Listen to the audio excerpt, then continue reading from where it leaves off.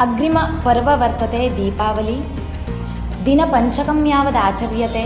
तत्र द्वितीयं दिनं वर्तते नरकचतुर्दशी।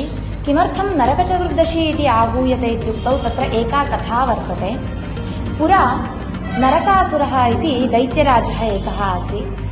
सः देवमुद्दिश्य तपमाचर्य वरं प्राप्तवान् यत् स्वमरणं मातापितॄणां सकाशादेव भवेदिति।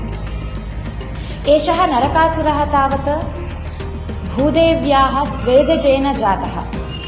तर्हि एतादृशं वरं प्राप्य सः प्रजान् ऋषीन् सर्वांश्च सः पीडयति स्म।